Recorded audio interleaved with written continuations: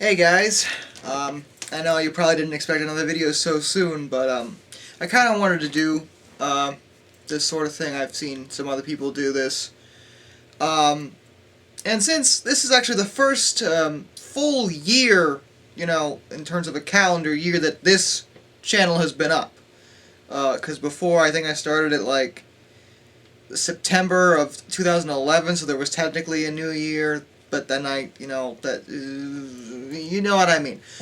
The point is, I started it that spring of 2011, but then I didn't start making reviews till like September. It doesn't matter. The point is, this is the first, 6 consecutive year of me being active in reviewing again, with my new shtick and all that. So I wanted to basically count down my top 5 favorite moments of this year, and not all these are going to be reviews, although I think 3 out of the 5 are. But these are just the moments that I happen to enjoy either doing or watching the most from the channel. And obviously these are probably going to differ from everybody else's, but I just wanted to, go back and look through some of my older videos this year and, point out some of the moments that I actually really like doing, and maybe give you some background as to what sort of spawned that sort of thing. And the number 5 is actually it's the only one on this list that wasn't like scripted or anything. This whole thing was very spontaneous, which was the first episode and only episode of the GTA Online series that me, Duck, and Emma were doing when we were playing GTA Online. A couple things about that. One, of course, none of that was scripted. The only thing that was scripted about it was that Duck and I were really trying very, very hard to get a Titan. That was the plan for that evening.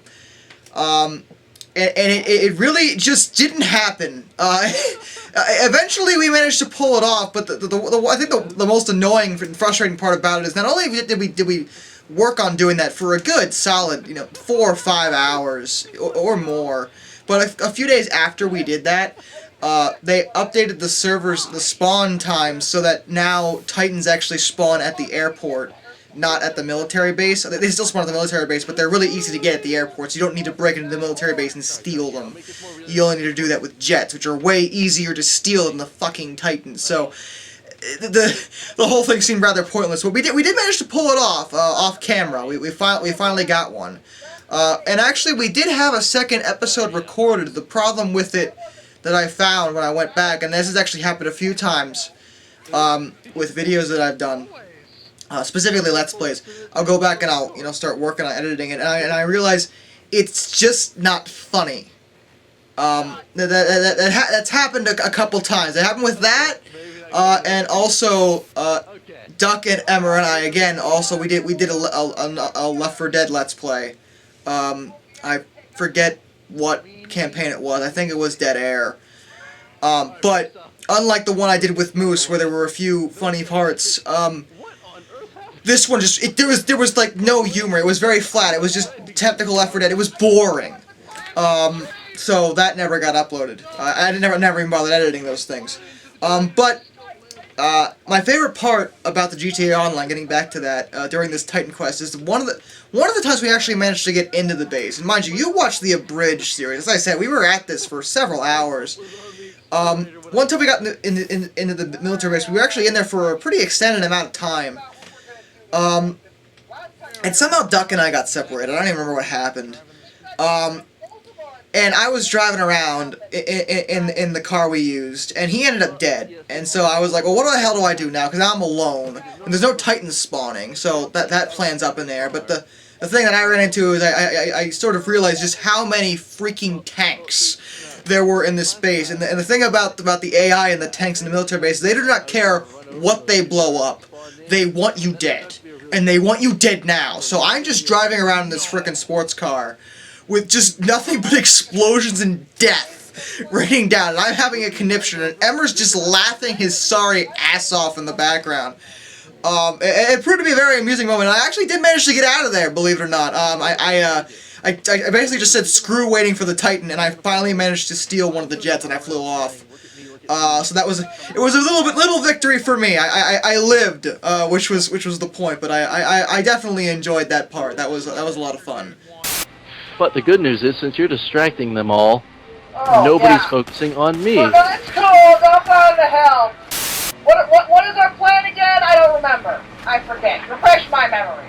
Oh, that's like you stay and die, and I run and live. Gotcha. Well, see, my idea was to wait around for a Titan. The only problem is you didn't distract them well enough. Oh, I'm sorry. It was my fault then. God, there's a lot of... Oh my God, there's so many tanks!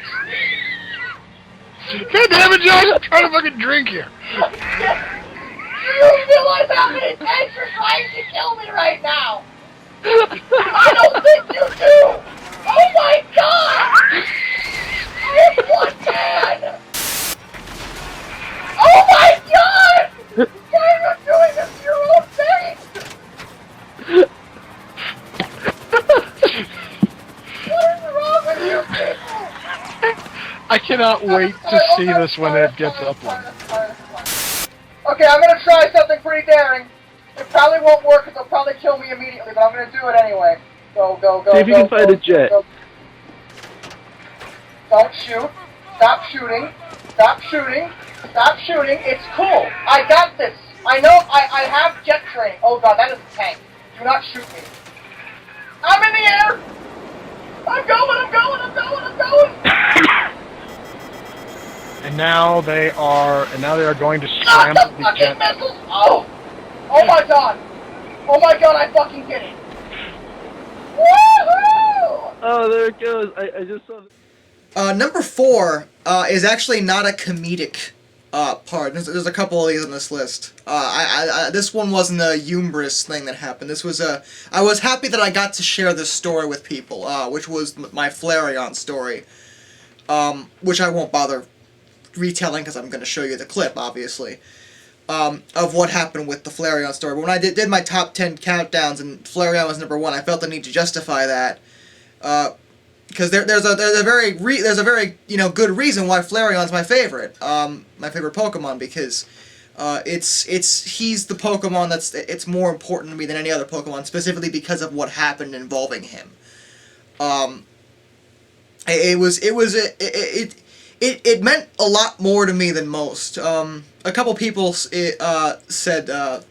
I liked sharing, because a lot of people said they cried, actually, which I didn't expect, and a few people said they had similar stories about other Pokemon, which is always nice to hear. The thing about Pokemon is that it means more to us as gamers than normal people. People just see, it's just digital video games. But whenever you start raising and evolving these I know Pokemon aren't real, but whenever you start raising them, you start to become attached. And whenever you have something like, well, this happened to you, which, I'm not the only one, there's more sentimentality there. There's more of an attachment, so, I just like sharing that story, because it was one of the few victories I can remember having when I was younger. It's something I finally remember managing to do. I'm proud of my younger self for that. I've told this story before, but it was a part of one of those Q&A videos I do, Darkness Answers, and I'm fairly certain only like 5 of you watch those or something. So, for those of you who've never heard this story, take a seat, alright? Now, this is going back to, I think it was 3rd grade now, and I had just gotten into Pokemon, probably because all the other kids were into it, and by probably I mean definitely. That's the reason I bought it, because I wanted to fit in, and the games were fun. I love Pokemon, and I just got playing it. I hadn't beaten the Elite Four yet, but I was pretty far into the game, and I was using my Blastoise and having a great time and playing my red version. And then this kid, we're gonna call him Dix, because I don't want to use his real name. And that's what you name your rival in the Pokemon games, right? You don't give him an actual name, no. You name them something like Asshole or Bitch. Or, if you're me, you name him Dix, because that's what this guy was, a dick. So his name is Dix. See what I did there? I'm so creative and bitter as fuck. Anyway, but Dix comes up to me and he says, "Hey, I'm gonna trade you my Gengar for your Blastoise." And at first I said, no, that's my Blastoise. Because, you need your starter, right? Yeah, I didn't know that yet. But at the time, I'm like, yeah, I need my Blastoise. And he pushed me for like 3 frickin' days. I forget how long it took. Probably not long enough. How long it should have taken was infinity. But eventually I decided, you know what? I don't even know what a Gengar is, because at the time I was really new and I legit did not know what a Gengar was. But he said it was a really good Pokemon, and I should totally believe him, because this guy is legit. Seriously. You don't know how legit this guy is. He is super, super legit. So we trade. I give him my Blastoise, and had it actually been a Gengar, this would have been an okay trade, because Gengar's a really powerful Pokemon. He was probably the best Ghost type in G1, and by probably I mean he was the best Ghost type in G1. What the hell am I talking about? But it wasn't a Gengar. It was level 2 Pidgey, nicknamed Gengar. I'm waiting for you to stop laughing before I press on, because I know some of you are probably thinking this is hilarious, but this is very traumatizing for me. Shut up. Alright. Motherfucker Dix over here straight up stole my Blastoise, because that's what he did. That's what that was, alright? And of course, once I realized what had happened, I was like, hey, you should give me my Blastoise back. And of course, the answer I got was no. Ha ha. So that was good. See, I'd been bullied for a while, and I continued to be bullied after this incident, but this particular time was one of those rare occasions where I wanted revenge, because this was bullshit. Alright? Now, Dix is kind of an idiot. And I mean that. In that, at the time, because, we were all young, everyone thought you needed your starter, he kept bragging about his fucking Charizard. I don't even know why. Because Charizard's such a great achievement. Pick the starter Charmander and play the game. Ooh, impressive. Whatever, but at the time he was really impressed with this Charizard. Yeah, this Charizard's the best Charizard fucking ever. And, I decided, I gotta beat that Charizard, but how? Now, your first thought is, well, did you restart the game and beat him with your Blastoise? No. Because that would have given him the satisfaction of forcing me to restart my fucking game. That's what he wanted to do to me. I wasn't going to let him win. No, because I had another Pokemon. I had a few others, but there was one who was my second most powerful at the time. It was Flareon. It wasn't even a conscious choice with Flareon. When I got an Eevee, I just happened to buy a Firestone, because I felt like I needed a Fire type, and I evolved it into Flareon. Hey, that's cool! I have a Flareon! Little did I know that this little Flareon would come up to bat for me. So I trained the shit out of that Flareon. And then the day came when I challenged Dix to a Pokemon battle. And my Flareon beat the shit out of his Charizard. I didn't win the battle, because inconveniently enough, he had 4 Blastoises right behind the Charizard, because that was necessary. But it was the principle of the thing. I had stood up for myself, and it was all thanks to Flareon. I mean, I guess you could argue that I could have used any Pokemon in that particular situation, and hell, there probably were better picks than Flareon. I mean, I could have taken a fucking Gyarados and raped the shit out of this Charizard because he's a water type, but no, I chose Flareon, and I did it. And ever since then, I guess, I just have this connection with Flareon. I know Pokemon aren't real and all that, and it sounds really lame coming from a 23-year-old, well, soon to be 23-year-old, but I guess ever since then I felt like I owed Flareon. And nowadays, it seems like Flareon's the one getting bullied, Everyone constantly picks on him and acts like, oh, he's useless, you can't use him in a fight. I don't use Flareon because he's super-de-duper useful. He's in my party because I like him. I don't think there's anything wrong with that. Number 3 is a bit of an odd one. It's basically just the Alan Wake review. This is the other sentimental one. Alan Wake, the story resonates really strongly with me, and it always has since I first played the game, which is one of the many reasons why it's my favorite game of all time. And I was actually petrified going into reviewing it. I wanted to review it, but I was afraid that I would mess it up somehow. And I wanted to be able to do this game justice because it deserves it. And I was actually really happy with the way it turned out. Emmer did a great job with his contributing voiceover, his narration. The way the effects came together actually was a lot better than I expected them to. Fun fact, though, on the beginning, I'm not going to show you the whole review. I'll show you the opening clip. That fall I take actually hurts a lot more than it hurt a lot more than it looked like. Because the thing about that room that I filmed that in, underneath that carpet is actually just concrete. Because it's on the lowest floor. So hitting that actually hurt a little bit. But actually, that wasn't the hardest fall. Because I actually did 2 takes of that fall. Because the first one got messed up. I forget what happened. I think Maggie actually started barking after I fell, but the first fall was actually a lot harder. That actually hurt my shoulder. That was not the most graceful of falls. But the second one was a little softer. Still hurt, but a little softer. So I sort of suffered for my art on that one, but it turned out really well. So I was happy with that. Life, a complicated struggle of moral integrity. In it, we find ourselves torn between 2 sides. One of light, and one of dark. This battle only grows more apparent in Night Springs.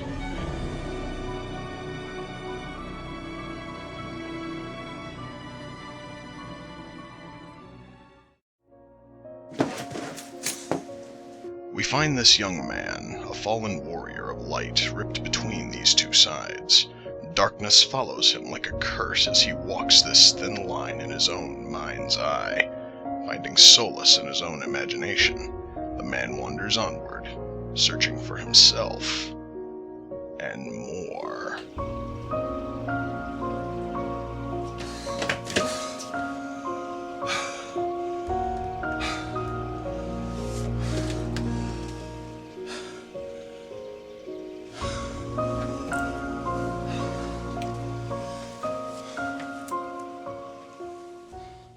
Number 2, getting back to funny moments. This bit, it's one of the few times, other than like spontaneous things in Let's Plays. Like this is one of the few times where I scripted something, I thought of something, and I've done it, and then when I finish editing it, I watch it, and then I actually laugh. I don't laugh at my own work a lot of the time. I'll acknowledge that something is funny, but I won't actually laugh. This actually made me laugh.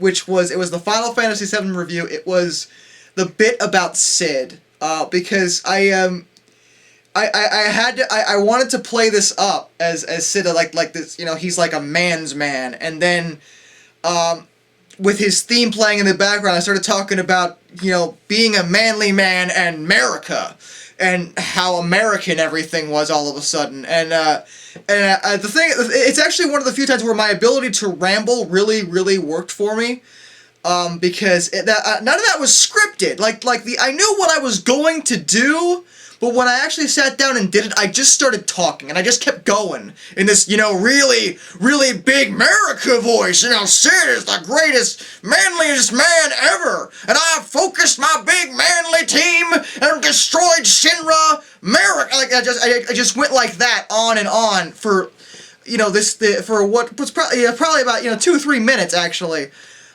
Real time. I had to cut out a little bit, actually, and there was most of that was actually one take. There was one bit where I stuttered, and I had to restart, and continue where I left off, and I had to cut that out, but everything else was pretty solid. I was actually quite happy with how I managed that, and it turned out really funny. A lot of you really liked that bit, so I'm glad that turned out as well as it did. I'll tell you the best part of the game. The best goddamn part of the game. See, at some point in the game, Cloud is missing, and he's incapacitated, and he can't be your leader anymore. So they name a new leader, and they name this motherfucker the leader. Fucking Sid, the manliest man around. Smoking cigs and drinking tea. That's Sid, and I always take this opportunity, since Tifa's caring for Cloud and Aerith is busy being dead at this point, to make the manliest man team around. My party consists of Sid, Mr. T, and Cat Dog Thing, and we go out and we do manly stuff to stop Shinra from taking the huge materia. Manly American stuff! The first thing you do is you go to this reactor and you gotta stop a train. So you hijack another train to jump on the other train in a manly American way. And then you go, and then you fight a bunch of robots on that train in a manly American way.